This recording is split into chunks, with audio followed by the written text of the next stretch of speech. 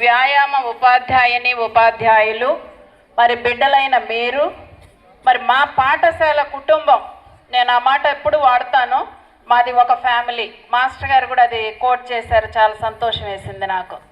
మాది really we are one family. కాబట్టి మేము అన్నీ కూడా ఈ రీతిగా సక్సెస్ఫుల్గా చేసుకోగలుగుతున్నామని నేను ధైర్యంగా చెప్పగలుగుతున్నాను.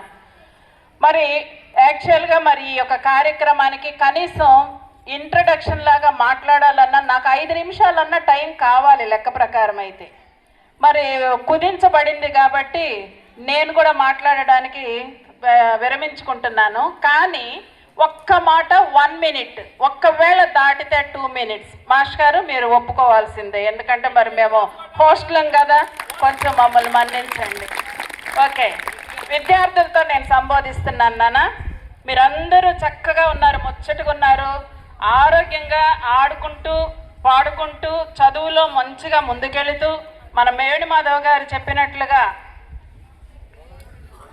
పలకండి, ఒలింపిక్స్లోకి వెళ్ళాలని నేను కూడా మీ వైపుగా ఆశిస్తూ ఆలోచిస్తూ నేనేం చెప్తున్నానంటే, ఇక్కడున్న మనందరికీ మన భక్తిని బట్టి దేవుని మీద నమ్మకం ఉన్నదా లేదా? లేనోళ్ళు ఎవరు ఉండరు నాకు తెలిసి. అందరూ ఒక దైవ భక్తి కలిగి ఉన్నాం, అవునా? మరి మీరు ఆటలకు వెళ్ళబోయే ముందు ఖచ్చితంగా అంతరంగంలో ప్రార్థించుకుంటారుగా. మరి ఒక్క చిన్న ప్రార్థనాపూర్వకమైనటువంటి దీవెన నేను మీకు ఇద్దామని అనుకుంటున్నా, తీసుకుంటారా? మరి అందరూ సైలెంట్గా ఉండండి.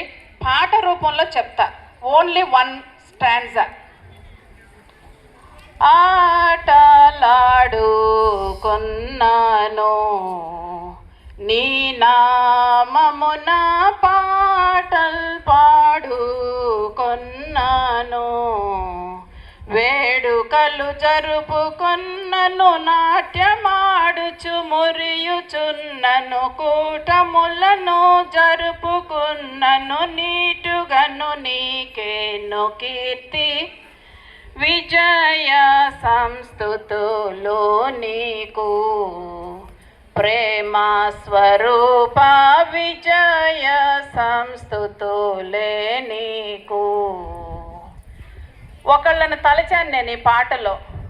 ఆయన ఎవరంటే మనం నమ్మేటువంటి భగవంతుడు. ఆయన ప్రేమ స్వరూపి. మనందరికి ప్రేమ కావాలా, తిట్లు కావాలా, దీవెనలు కావాలా, ఇంకేం కావాలి?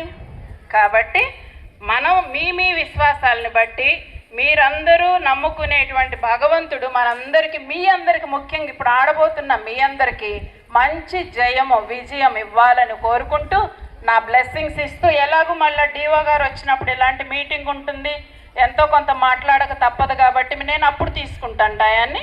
నేను ముగిస్తున్నాను. Wish you all the best. Thank you అండి.